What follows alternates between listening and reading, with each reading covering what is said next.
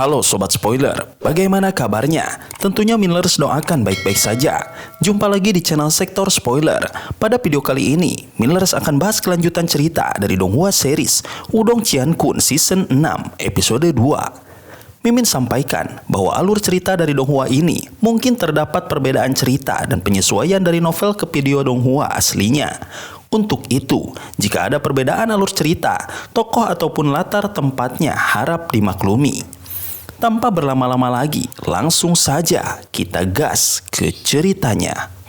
Di episode sebelumnya, setelah memasuki jantung kota, Lindong dan Xiaoyan melangkah ke istana megah tempat para elit berkumpul. Aura misterius di sana menandakan kehadiran 3 pemilik kunci kuno lainnya. 3 kekaisaran besar dengan ambisi yang sama. Kehadiran Lindong pun mengguncang suasana. Ia dianggap sebagai sasaran termudah karena berasal dari kerajaan kecil. Namun, saat seseorang dari kekaisaran besar menyerangnya, Lindong menunjukkan kekuatan luar biasa, membuat semua mata mulai memandangnya dengan serius. Ketegangan memuncak saat Sisuan, musuh lamanya, menyerang Lindong. Namun, Xiaoyan maju dan menghajarnya hanya dengan 1 pukulan. Pertarungan itu mengejutkan semua pihak, bahkan Sikun, pemimpin kekaisaran tebing iblis.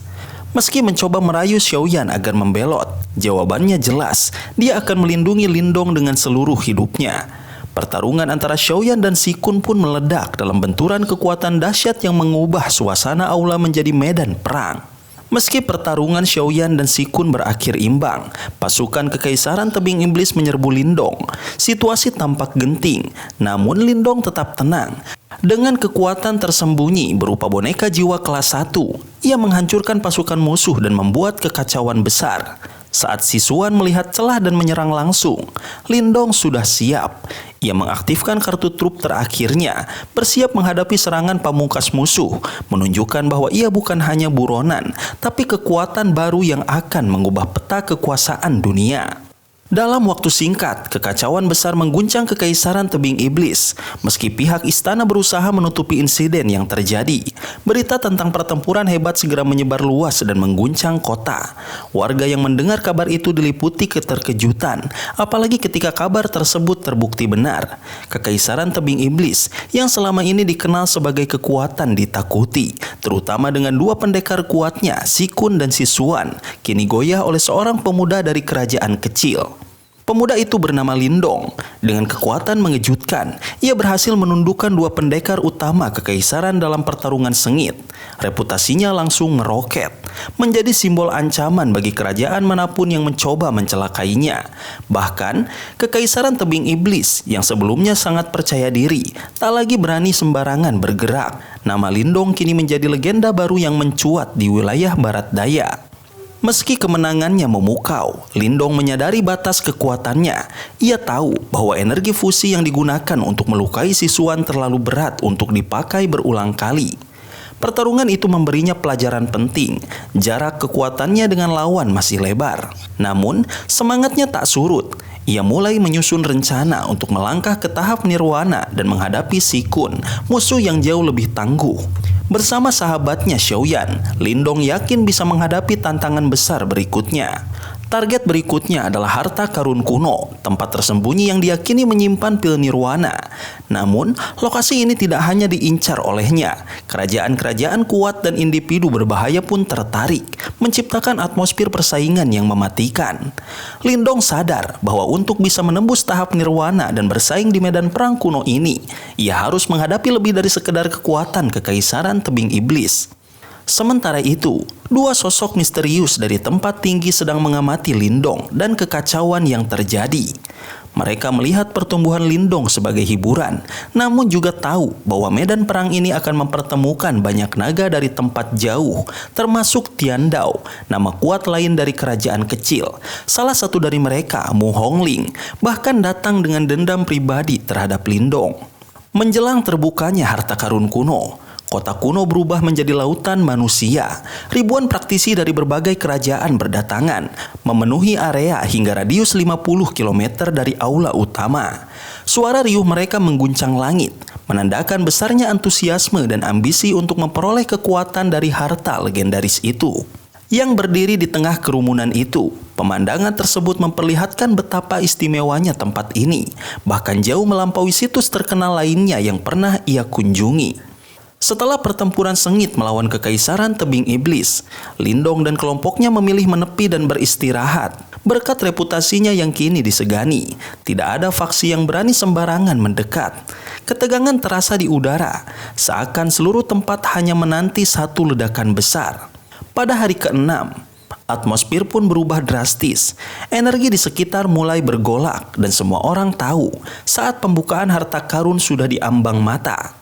Lindong dan sahabatnya Xiaoyan bersiap. Xiaoyan yang kekar berlatih keras dengan puncak penjara berat, alat latihan ekstrim yang hanya bisa digunakan oleh mereka yang memiliki kekuatan luar biasa. Tanpa banyak kata, keduanya meluncur menuju pusat kota, tempat altar raksasa bersinar di tengah kerumunan. Semua perhatian tertuju ke sana, karena disitulah kunci-kunci kuno akan digunakan untuk membuka gerbang menuju kekayaan dan kekuatan yang tersembunyi selama ribuan tahun. Ketegangan memuncak saat 3 sosok kuat, termasuk Si Kun, muncul membawa 3 dari 4 kunci rahasia kuno. Kerumunan langsung diam, menyadari bahwa satu langkah salah bisa memicu pertempuran besar. Lalu muncullah Lindong, membawa kunci keempat.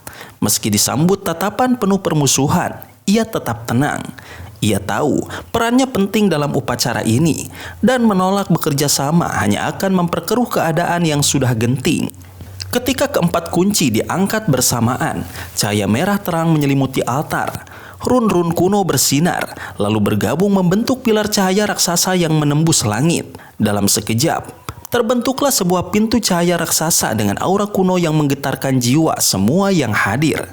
Begitu pintu terbuka perlahan, aroma masa lalu yang berdebu menyebar ke seluruh kota. Sorak-sorai pun meledak dari kerumunan. Harta karun kuno yang selama ini hanya menjadi legenda, akhirnya benar-benar terbuka. Resonansi itu membuat energi para praktisi liar tak terkendali, seolah dipanggil oleh kekuatan kuno yang telah lama tertidur.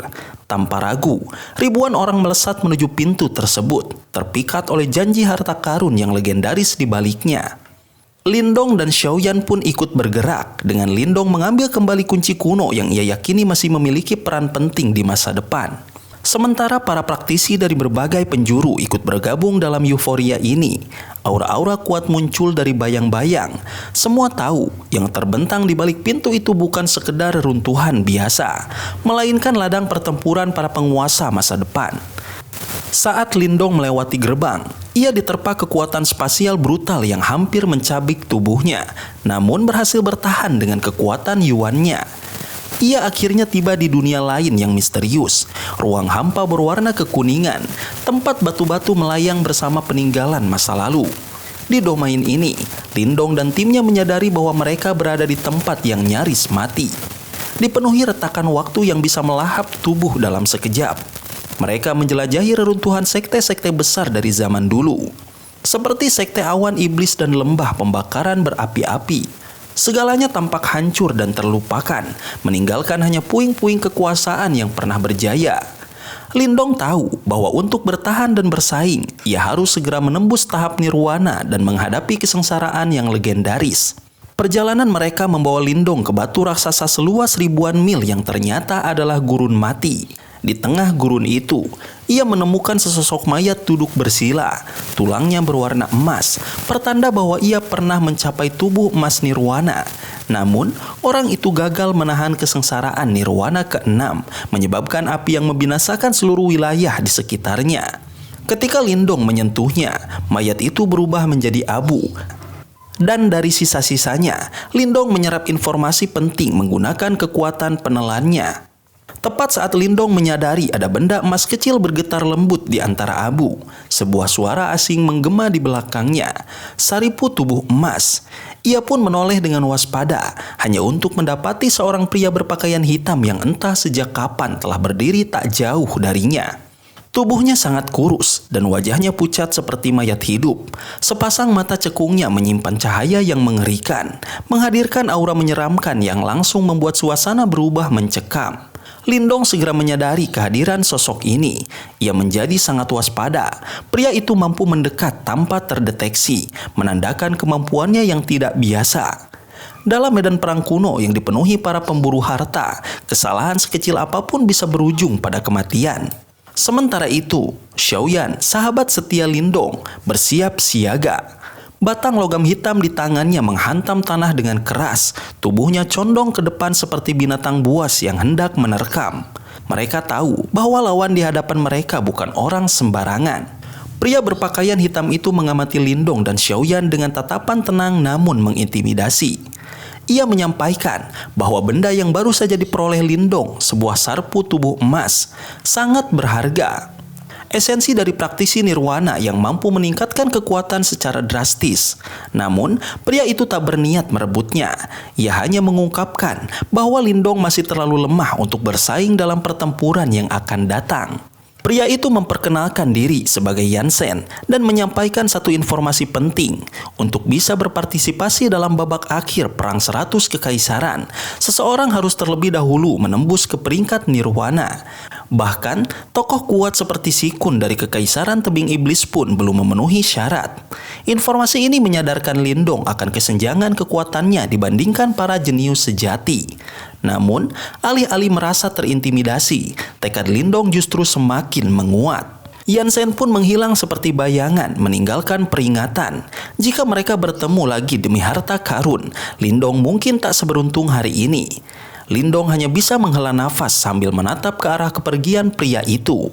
Ia sadar, waktunya untuk menembus ke panggung nirwana telah semakin mendesak. Bersama Xiaoyan dan Xiaodao, Lindong melanjutkan perjalanan. Tujuannya jelas, tempat yang dikabarkan memiliki jumlah pil nirwana yang melimpah, cukup untuk mendorongnya menembus batas kekuatan. Perjalanan mereka menembus puing-puing reruntuhan kuno yang tersebar, sesekali melewati kelompok pencari harta lain yang bertempur memperebutkan kekayaan tersembunyi. Namun, Lindong tak tergoda, fokusnya hanya satu tujuan, Sungai Pil. Setelah hampir setengah jam perjalanan tanpa henti, mereka akhirnya mencapai tempat itu. Di depan mereka terbentang sungai merah bercahaya yang menggantung di udara, Sungai Pil. Sungai ini bukan sungai biasa, melainkan terbentuk dari kumpulan padat pil nirwana. Energi murni yang begitu kuat hingga menggumpal menjadi cairan. Pemandangan ini bahkan membuat Xiaodao terkesima. Begitu banyak energi hingga seolah-olah bisa dibuang tanpa rasa sayang. Namun, tempat seagung ini tentu tidak dibiarkan kosong. Begitu Lindong dan Xiaoyan mendekat, permukaan sungai mendadak meledak. Sosok merah menyerupai manusia melesat keluar, menyerang dengan kekuatan dahsyat. Xiaoyan dengan sigap mengayunkan batang logamnya, menghancurkan serangan itu. Sosok itu ternyata adalah mayat roh pil, makhluk buatan yang diciptakan dari mayat yang direndam di dalam sungai pil, berubah menjadi boneka tak berjiwa namun sangat mematikan. Xiaodao menjelaskan bahwa jumlah makhluk ini tak terhitung. Selain itu, karena tingginya kepadatan energi di dalam sungai, menyerap nirwana ki di tempat ini bukanlah perkara mudah. Bahkan bagi Lindong yang memiliki simbol leluhur yang memakan sekalipun. Tetapi Lindong tak gentar. Ia mengetahui bahwa di atas sungai ini terdapat sebuah platform pelatihan kuno, dilindungi oleh formasi yang mampu mencairkan energi dan menahan gangguan dari makhluk-makhluk seperti mayat roh pil. Mereka pun melanjutkan perjalanan menyusuri tepi sungai hingga akhirnya menemukan platform batu kuno yang tersembunyi di bawah kabut energi merah. Disinilah Lindong berencana untuk berlatih dan menembus ke tahap nirwana. Namun, sebelum sempat memulai aktivasi formasi pelindung, mereka dikejutkan oleh sesuatu. Di tengah keheningan dan angin yang menggulung di atas platform pelatihan kuno, suara deru tajam memecah suasana. Belasan sosok muncul dari udara dan mendarat dengan mantap. Tatapan mereka tajam dan angkuh, langsung menancap pada kelompok Lindong yang berdiri tak jauh di sana. Mereka mengenakan pakaian biru langit yang dihiasi lambang elang raksasa. Tanda jelas bahwa mereka berasal dari kerajaan Elang Langit, salah satu kerajaan peringkat tinggi. Lindong menatap mereka tanpa gentar. Pandangannya berhenti pada sosok pria di barisan depan, berdiri tegak dengan kedua tangan di belakang punggung. Aura kuat terpancar samar dari tubuhnya, menunjukkan bahwa kesombongannya bukan tanpa alasan. Pria itu, Wang Li, membuka konfrontasi dengan nada mengejek. Ia menganggap kedatangan Lindong sebagai gangguan dan mengklaim platform tersebut sudah menjadi milik kerajaannya. Lindong, meski berasal dari kerajaan peringkat rendah, tak menunjukkan rasa takut sedikit pun. Ia menanggapi sindiran itu dengan tenang, menyindir bahwa siapa yang datang lebih dulu seharusnya punya hak atas tempat ini. Namun, bagi Wang Li, yang berkuasa adalah siapa yang lebih kuat. Dengan arogansi yang semakin tinggi, dia memperingatkan Lindong untuk segera angkat kaki atau merasakan amukan dari jurus andalannya. Aura membunuh perlahan merayap keluar dari tubuh Wang Li, memanaskan suasana. Di belakang Lindong, Xiaoyan menggenggam erat batang logamnya, tubuhnya berselimut sisik yang mengeras. Ketegangan memuncak. Wang Li tak memberi waktu lagi. Dengan suara penuh amarah, ia memerintahkan pasukannya untuk menangkap Lindong dan menghajarnya tanpa ampun. 10 petarung elit dari kerajaan Elang Langit segera bergerak. Namun, sebelum Xiaoyan sempat melompat ke dalam pertarungan, Lindong menahannya. Dengan gerakan tenang, ia mengaktifkan jurus andalannya, dunia penelan. Dalam sekejap, platform pelatihan terbungkus tirai kegelapan pekat, menelan lawan-lawannya. Sambil menjaga fokusnya, Lindong memanggil Xiaodao secara mental, memintanya mencari dan mengaktifkan formasi tersembunyi dari platform pelatihan. Xiaodao langsung bergerak, berubah menjadi cahaya merah dan melesat. Sementara itu, Lindong memberi perintah pada Xiaoyan yang kini telah dilapisi pelindung energi dari kekuatan penelan agar kekuatannya tak terkuras. Dengan teriakan garang, Xiaoyan melesat ke dalam dunia kegelapan. Batang logam di tangannya siap menghantam. Di dalam dunia penelan, Wang Li dan pasukannya terjebak dalam kekacauan total. Mereka mencoba bertahan, namun serangan dari segala arah menghantam tubuh mereka tanpa ampun.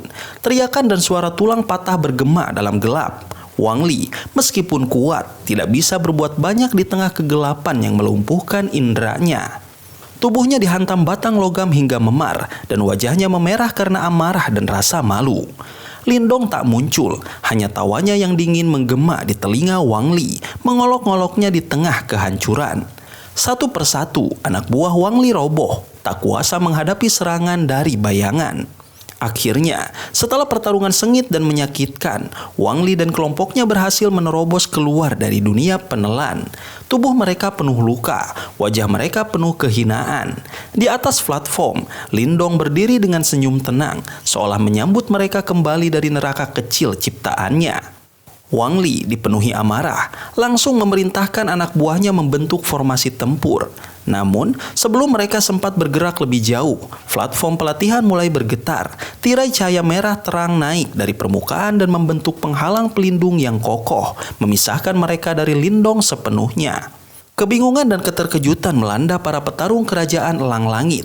Mereka menyadari bahwa formasi pertahanan kuno telah diaktifkan, sebuah sistem pelindung luar biasa kuat yang hanya bisa dijalankan oleh seseorang dengan pemahaman tinggi terhadap tempat itu.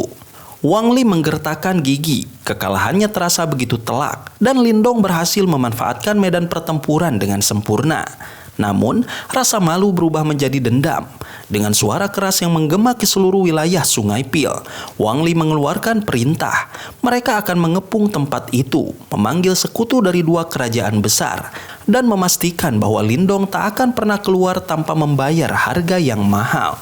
Di balik tirai pelindung, Lindong hanya tersenyum tenang, tahu betul bahwa badai besar telah dimulai, dan dia siap menghadapinya. Sobat spoiler, itulah spoiler dari Donghua series Wudong Qiankun Season 6 Episode 2. Tentunya spoiler ini tidak akan sama persis dengan episode sesungguhnya. Maka dari itu, jika ada kesalahan dalam kata ataupun istilah, serta kekurangan atau kelebihan durasi harap dimaklumi. Dan jangan lupa untuk mendukung channel ini terus berkembang dengan cara like, share, dan subscribe, supaya kalian gak ketinggalan update terbaru dari channel ini. Terima kasih banyak udah nonton video ini sampai akhir Sobat Spoiler. Kritik dan saran positifnya silahkan di komentar. Sampai ketemu lagi di video berikutnya. Tetap semangat dan sampai jumpa.